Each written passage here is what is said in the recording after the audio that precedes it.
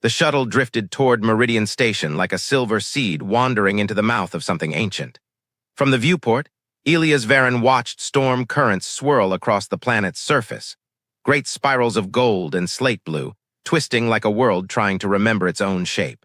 Beautiful, indifferent, too familiar. He straightened his posture out of habit rather than discipline. Years of humanitarian audits across half a dozen empires had trained his body to move correctly long before his mind cared to. Behind him, representatives of the Terran coalition rehearsed diplomatic smiles. Their voices were low, tense, practiced. "Varen," Ambassador Hale murmured, "today is not the day to start a revolution." "I never start them," Elias said without looking away from the viewport. "I just notice when they're already happening." Exactly the problem. Hale adjusted her ceremonial collar. No commentary, no spontaneous moral lectures. Absolutely no questioning royal policy in public. Elias didn't respond, not because he agreed, but because he had heard this speech on too many worlds already. It never stopped him, it never would. The shuttle touched down with a soft hiss. The airlock cycled open.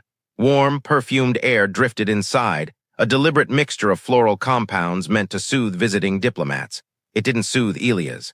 He always found curated environments suspicious. Then he saw her.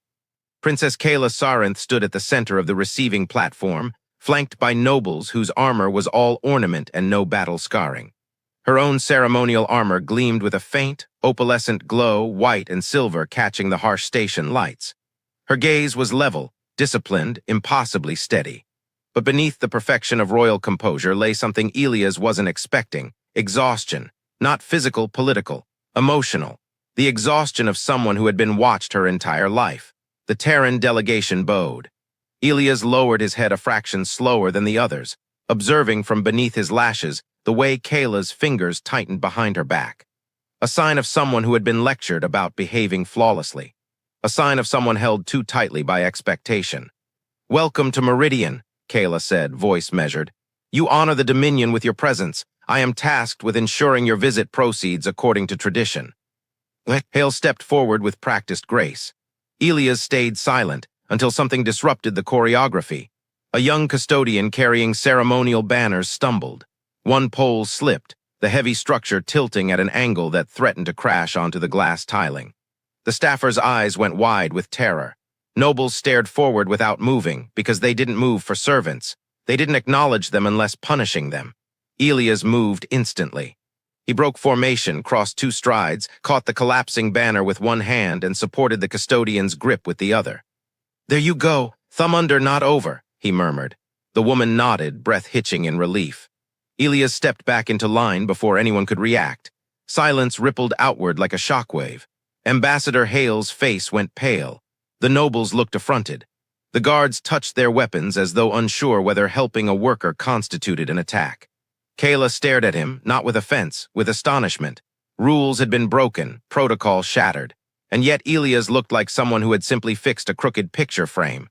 The ceremony stumbled onward. Kaela resumed speaking, though something in her voice had changed. Softened, sharpened, he couldn't tell. Her eyes kept drifting to him, subtly, searchingly. When the delegation began walking toward the grand hall, Kaela walked beside her mother, expression carved from stone. But when she glanced back at Elias, he caught the faintest, barely visible curl of curiosity in her lips.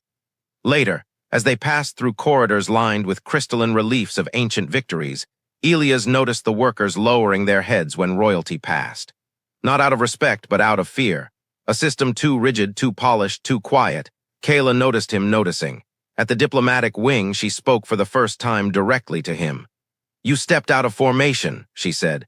"Not an accusation, an evaluation. I stepped where I was needed. That is not how things are done here. I'm aware." Her eyes narrowed, but not in anger. "You are either very brave or very foolish. Can't I be both?" For the first time, the corner of her mouth twitched, just enough to suggest the faintest, forbidden spark of amusement. "Your presence," Kaela said quietly, "will be interesting." Elias didn't answer, but he felt it, the shift. The moment something dormant in the Dominion cracked open. A tiny fault line. Kaela Sarynth was not accustomed to being surprised. Her entire upbringing had been crafted to eliminate it. Surprises were weaknesses, vulnerabilities, cracks through which influence could seep. But as she took her place beside the Empress during the morning's diplomatic session, she found her gaze drifting again, and again toward the human who had broken formation without hesitation. Elias Varen sat with a posture that was almost careless, but his eyes were razor-sharp, tracking details the ministers hoped visitors never noticed. Every time a noble spoke, he watched not the speaker, but the aides behind them. Every time a statistic was presented, he glanced toward the staff along the walls, noting their reactions instead of the numbers. He wasn't observing the performance. He was observing the truth leaking around its edges. Kaela should have ignored him. Her role was to sit silently beside her mother, projecting the image of the Dominion's future, flawless, obedient, composed. A symbol, not a person. But symbols didn't feel curiosity tightening in their chest. Symbols didn't replay a moment where a human had treated a worker with dignity in a hall where nobles considered dignity a resource reserved for themselves. He shouldn't matter. Yet he did. Minister Raloth droned on about productivity quotas in frontier systems, praising increases extracted through structural optimization. Elias frowned slightly and tapped something into his tablet. Kaela leaned a fraction of an inch toward him, a movement small enough no one else would notice. "You disagree with his assessment," she said quietly. Elias didn't look up. "I disagree with the way he skipped over the relocation statistics." Kaela blinked. "You noticed that?" "You did." She straightened. "The report was deemed accurate. By those benefiting from it," Elias replied, tone even but unyielding. "Not by those it affects." Her pulse quickened. The Empress cast a brief, sharp glance in their direction. Kaela fell silent instantly, returning to the rigid stillness expected of her, but the moment lingered. When the session adjourned, nobles clustered around the Empress to offer praise and proposals. Kaela normally moved among them like a ghost, saying little but observing everything. Today, she found herself drifting toward the human instead. He was speaking with one of the junior clerks, a soft-spoken woman who flinched whenever a noble walked past. Elias listened attentively, nodding as she explained something about supply chains and discrepancies she wasn't supposed to acknowledge. When she finished, he thanked her as though she were an equal, not a tool, not a servant, a person. Kaela approached before she fully decided to. Elias ended his conversation and looked at her with the same quiet, unguarded focus he gave everyone else. "Your Highness, walk with me," she said. If he was surprised, he hid it well. They moved into a quieter wing of the station, where crystalline windows reflected fractured light across the floors. Kaela kept her hands clasped behind her back, as always. Elias walked with his hands in his pockets, entirely unbothered by appearances. She envied it more than she'd ever admit. "You observe my ministers more closely than they expect," she said. "I observe everyone that closely. That is unusual, and yet necessary." They passed a group of servants repairing a cracked lighting panel. Kaela's steps remained steady. Elias slowed, nodded to the workers, offered a small greeting. They relaxed visibly. Kaela hated how foreign that gesture felt here. "You come from a government that values humanitarian ethics," she said. "But the Dominion does not operate under those philosophies." "I'm aware. Then why question everything? Why risk offending those with power?" "Because if power cannot withstand questions," Elias said, "it shouldn't be trusted." She stopped walking. That sentence shouldn't have hit her as hard as it did. She'd heard thousands of political arguments, speeches, criticisms, most layered with threat or flattery. But his words weren't posturing. They were conviction. And conviction was dangerous. Conviction was contagious. "You speak boldly," Kaela said. "You listen boldly," Elias countered. Her breath caught. She turned, maintaining the calm exterior drilled into her since childhood. "You misunderstand my role. I observe to ensure stability, not to challenge it." Elias studied her, not with disrespect, but with the haunting accuracy of someone who saw more than he should. "That's not the whole truth," he said. Kaela's stomach tightened. "Explain." "You see suffering," he said softly. "You see injustices your government pretends don't exist, and you pretend not to see it because seeing it requires responsibility." A slow exhale left her. He wasn't wrong, he wasn't supposed to be able to tell. "When I was 6, Kaela said, voice low, "my tutors told me that a leader must remain untouched by emotion. That compassion clouds judgment. That sympathy destabilizes rule." "Compassion is what makes rule worth having," Elias said. She almost laughed, almost. "You speak like someone who believes systems can be changed. I speak like someone who's seen them crumble when no one tries." Lightning flickered across the distant atmosphere beyond the window, silent, bright, brief. Kaela felt something inside her shift with equal violence. "What do you want, Elias Varen?" she asked, truthfully. "Understanding," he said, "because understanding helps me protect people. All people, not just the ones in gold armor. And you would question an empire for that. I would question a universe." Kaela inhaled sharply. For a moment neither spoke. Then she said the words that broke protocol in half. "Meet me in the lower gardens at second bell." Elias crossed his arms, studying her. Why? The lower gardens of Meridian Station were never meant for royalty. They weren't sculpted with crystalline arches or perfumed air processors. They were functional. Humid walkways, dense foliage grown for oxygen regulation, dim amber lights that flickered occasionally because maintenance crews were always understaffed. Kaela had never set foot here, not once in 28 years. When she arrived, dressed not in armor but in a simple dark tunic, the workers she passed froze in shock, unsure whether they should bow, flee, or pretend they hadn't seen her. Kaela felt each reaction like a weight. She had never asked to be feared, yet she had inherited generations of ritual that demanded nothing less. Elias was already sitting on a metal bench beneath a broad-leafed tree, scrolling through charts on his tablet. His posture was relaxed, one leg extended, one arm draped casually across the backrest. Completely at ease in a place she had been taught to avoid. He noticed her only when she approached close enough for her footsteps to break his concentration. "Your Highness," he said, standing automatically. "Sit," Kaela replied. "Formality has no place here." He sat slowly, cautiously, not out of fear, out of curiosity. Kaela remained standing for a moment, studying him the way she would study a puzzle built with the wrong pieces. "You walk through places like this as if they belong to you." "Places like this," Elias said, "belong to the people who work in them. I'm just visiting." Kaela lowered herself onto the bench, leaving a respectful distance between them. "Explain something to me. Why do you speak with servants as though their opinions matter as much as ministers?" "Because they do. That is not how empires function. That's why empires fall." Kaela exhaled slowly. She didn't respond right away. Her mind was trained to process dialogue through layers of politics. Elias' words bypassed all of those layers, slipping directly beneath the armor she had spent her entire life constructing. She folded her hands. "I am the heir to the Dominion. My entire existence has been shaped by duty and precedence. Everyone I speak to carries expectations. Every word is weighed, every silence interpreted." "You sound exhausted." She almost laughed, but it came out as something closer to a sigh. "Exhaustion is a luxury. I am not permitted such indulgence." Elias leaned forward, elbows on knees. "Then tell me what you are permitted." Kaela hesitated. No one had ever asked her that, not because they didn't wonder, but because they didn't care, or care enough to risk asking. "What I am permitted," she said slowly, "is to be a symbol, a flawless demonstration of loyalty to the Empress. I am shown cities from balconies, not streets. I meet citizens selected for their gratitude, not their grievances. And I—" She faltered. Elias waited. "And I have never walked among my people without an escort telling me where to look." Elias didn't look surprised. "That explains a lot." "Does it?" she asked, her voice sharper than intended. "Yes," he said simply. "It explains why you see suffering only in reports, and why it unsettles you when you see it through your own eyes." Kaela stared at him. "You think I am unsettled?" "I think you're waking up."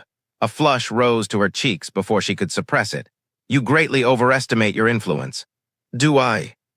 His tone wasn't arrogant. It was unbearably gentle, as if he were stating an observable truth rather than claiming credit for it. Kaela stood abruptly and paced a few steps. The garden air felt too thick, too real, too unfiltered. She had spent her life in curated spaces. This one smelled like soil and metal and life. It overwhelmed her. "How do you do that?" she asked. "Do what?" "See people." Elias leaned back against the bench, looking up at the artificial sky panels. "I grew up in a place no one cared about, a mining outpost on the edge of nowhere. My father worked until his lungs collapsed.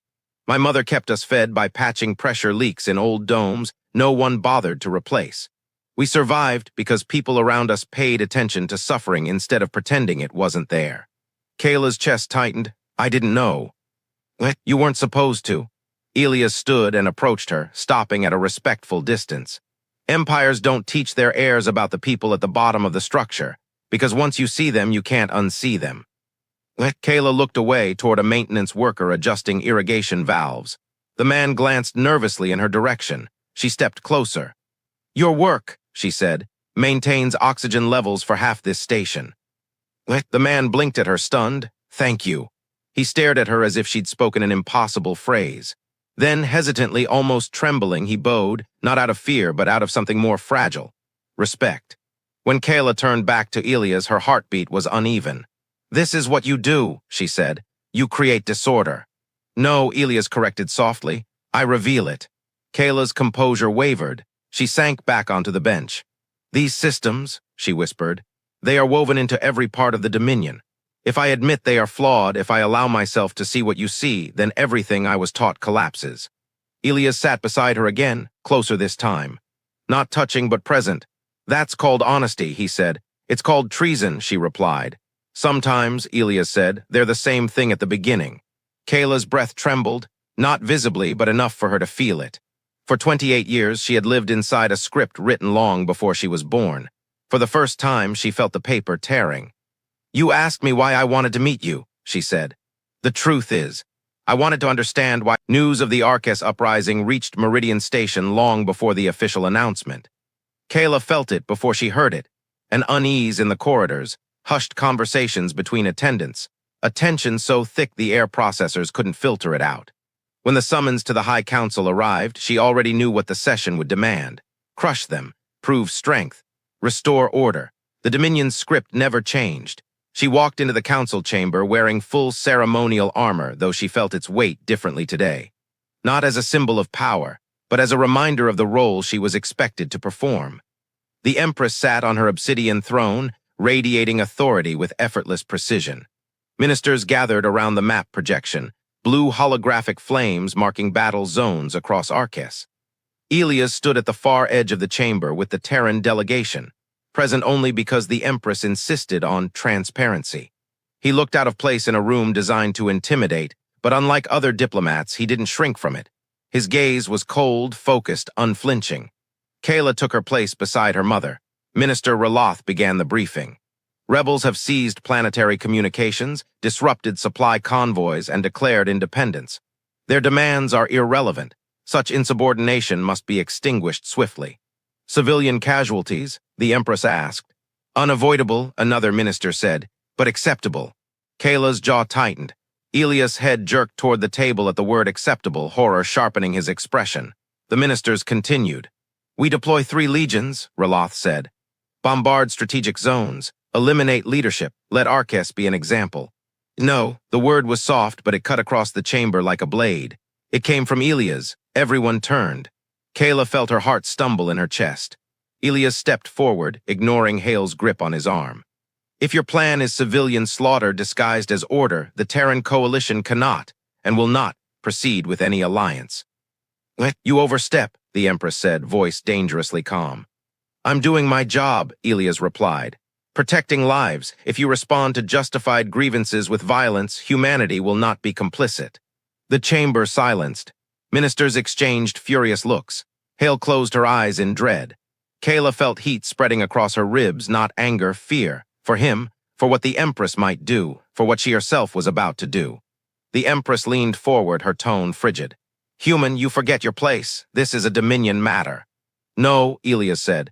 "This is a humanitarian matter, and you are discussing mass punishment for people begging to be heard." Kaela's throat tightened. His words struck the council like lightning. Truth always did.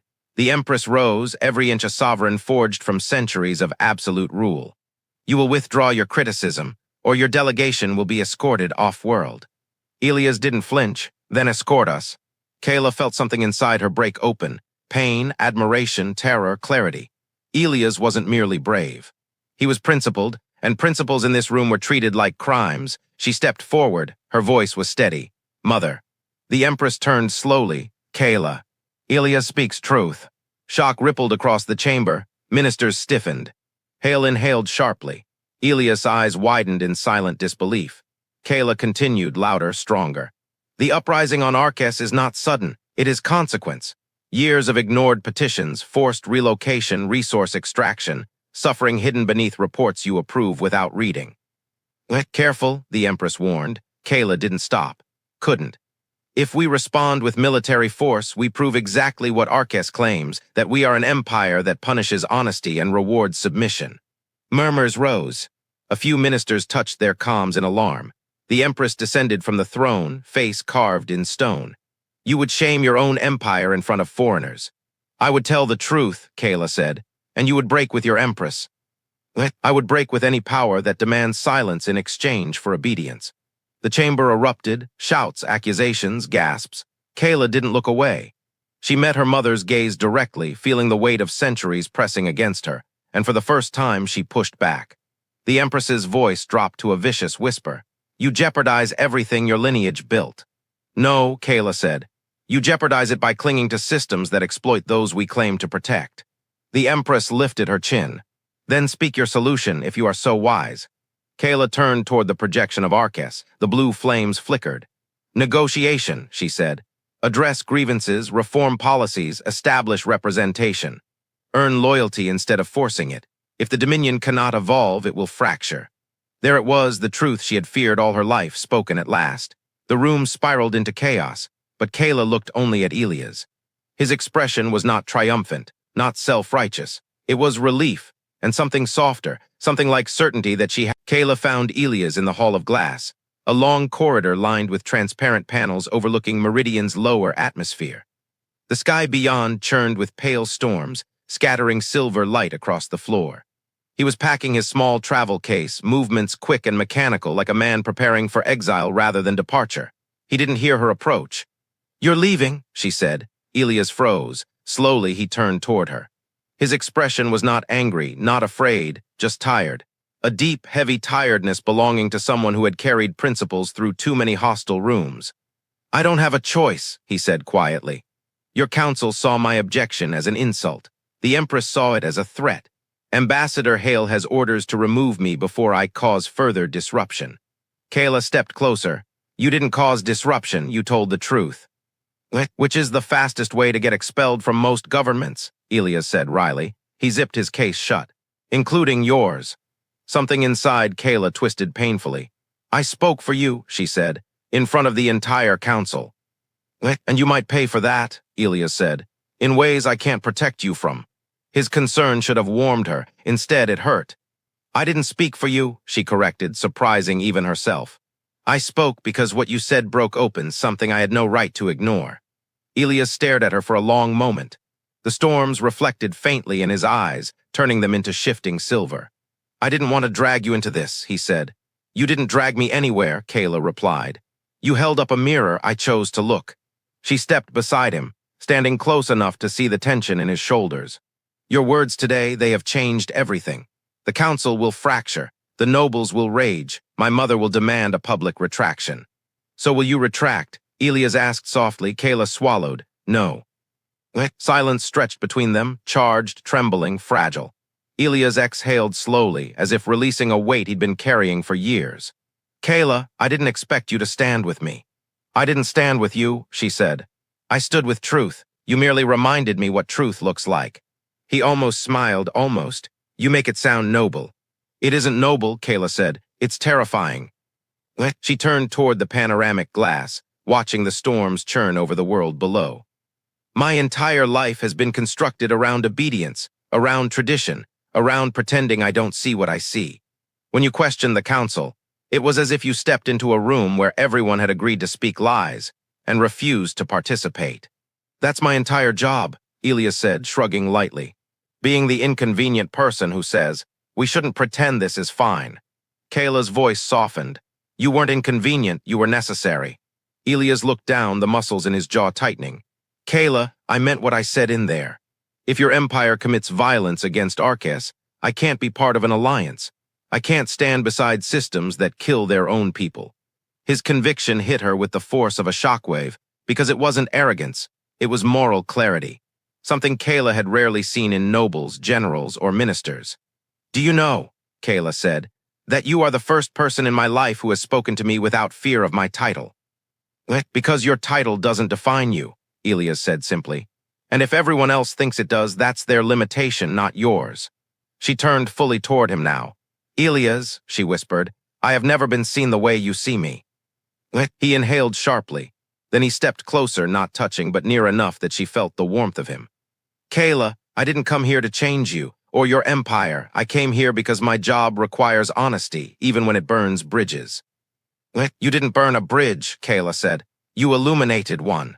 For the first time, Elias looked uncertain. Kaela, your vow. She froze, her vow. The sacred oath she swore at 25 to avoid political marriage, to reject being traded like a resource. For years, nobles had mocked her. Her mother had raged. Her council had strategized ways to break it. And Elias was the first person who never asked about it. What about it? Kaela said. You swore never to marry, Elias said carefully. Never to let your life become a transaction. Kaela's throat warmed. My vow was not against companionship. It was against chains disguised as alliances. Elias blinked. So it's not absolute. It is my choice, she said, not my sentence. He looked away, exhaling. I'm leaving the station within the hour. I know. And I may never be allowed back. I know. And even if you manage to push reforms, it will take years. Your own mother might remove you from succession for siding with me today. Kaela nodded once. I know all of this. Elias met her gaze again, and this time it was not just principle or honesty she saw in him. It was fear. Fear that he mattered to her. Fear that she mattered to him. Fear that he was about to walk away before either of them was ready. Kaela, he said quietly, what do you want from me? Her answer rose before she could stop it. I want you to stay. She had never spoken words that dangerous in her life. Elias' breath caught. For one trembling second, the storms outside seemed to still. I can't stay, he whispered. They'll exile the entire delegation because of me. Then let me come with you. Elias stepped back like she'd struck him. Kaela, no. You can't leave the Dominion. You can't abandon your people. And you can't sacrifice your future because of me. I'm not sacrificing anything, she said. For the first time in my life, I would be choosing. Elias shut his eyes as if the pain of that truth was too sharp to face. You don't understand what that would cost. I do, Kaela said, and yet. She stepped closer. I am no longer afraid. Elias opened his eyes, filled with conflict, longing, refusal, and something that looked dangerously like hope. I'm going to fix what I can. Months passed, but the echo of that council chamber moment, Kaela's defiance, Elias' truth, the Empress's fury, never faded. It spread through the Dominion like a whispered spark. Some tried to extinguish it, others hid it. A few dared to nurture it. Kaela became the center of a political storm that refused to break. Noble houses demanded discipline. Ministers demanded her silence. Her mother demanded obedience. But the people, the workers, soldiers, migrants, teachers began to watch her differently. Hopefully, cautiously, quietly. Someone was finally saying aloud what they had lived in silence. Kaela spent those months traveling to systems she had once seen only in reports. Arcus, Lornia, Vekar Prime, worlds scarred by integration policies she now refused to defend. She didn't hide behind protocol, she listened. She stood in factories choked by fumes, mining rings stripped bare, cultural centers hollowed by forced standardization. People were shocked at first. Royals did not walk among them. Royals did not ask questions. Kaela broke every rule she had once upheld. At night, she drafted reform proposals, abolish relocation quotas, redistribute taxation, dismantle exploitative noble monopolies, create citizen councils. She fought through every meeting, every blockade of tradition, every threat disguised as advice. And through it all, Elias' voice haunted her. Start by choosing to see. She saw everything now. But she also felt everything. The cost, the loneliness, the weight of stepping into a role she had never been allowed to shape. And in the quiet moments when her chambers finally emptied and her armor finally loosened, she allowed herself one forbidden thought. Does he still think about me? Meanwhile, across the stars, Elias worked from humanity's side, writing reports that spared no detail, publishing accounts of Dominion exploitation, facing political backlash from Terran officials who preferred convenient partnerships over moral discomfort. He was removed from assignments, then reinstated, then nearly dismissed, but he kept pushing. His reports reached Arcus rebels, his recommendations shaped Terran negotiations. His name became tied to Dominion reform efforts, even after he had left Meridian. And when asked why he was fighting for a foreign empire's citizens, Elias always said the same thing. Because someone on the inside is fighting too. 6 months after the council confrontation, the Dominion entered its most significant reform era in centuries. Not because the nobles supported it. They resisted every step. But because the Empress, boxed in by pressure from citizens and Terran sanctions, was forced to accept changes to preserve stability. Kaela presented each reform personally. She made herself impossible to ignore. Some nobles called her a traitor, some called her idealistic, some feared her, many hated her. But the people, the ones she listened to, the ones she had once been shielded from, began leaving her messages wherever she traveled. Small things, ribbons, carved tokens, anonymous notes saying thank you. She kept every one. And yet something remained unfinished. A choice, not about policy or duty, but about herself, about the vow that had shaped her life, and the man who had reshaped its meaning. The day the final reform bill passed, Kaela stood on the balcony of Meridian Station, the same one where she had once greeted the Terran delegation. Her armor was gone, her ceremonial robes abandoned. She wore simple clothing, the kind Elias had once said made her look more like a person than a symbol. For the first time in years, Kaela felt something unfamiliar, lightness, but it was incomplete. A chime sounded behind her. Princess Sarynth, a guard announced. A Terran vessel has arrived requesting private audience, diplomatic clearance confirmed. Her heart stopped. She didn't breathe until she was inside the docking hall, standing alone as the shuttle ramp lowered. The man who stepped out looked the same and yet different, more tired, more grounded, more certain. The storms of Meridian reflected off the metal behind him, painting faint silver across his jacket. Elias, Kaela whispered. He stopped a few steps away, as if unsure whether he was allowed to move closer. I heard about the reforms, he said softly, about everything you've done. You helped me see, she said, and I didn't want to see it alone. Elias' gaze softened, grief and pride mixing into something unbearably human. Kaela, I wasn't sure you'd ever want to see me again, after everything it cost you. It didn't cost me, she said. It changed me. She stepped closer. He didn't move, breath caught in his chest. Elias, she said quietly, my vow was against becoming a bargaining chip, against marriages forged in chains, against alliances built from obedience. He swallowed, and now. Now, Kaela said, you are the first person I have ever met who sees me as someone who can choose. Silence settled around them, alive, trembling, electric. Elias finally spoke. What do you choose? Kaela reached out her hand, stopping just shy of his.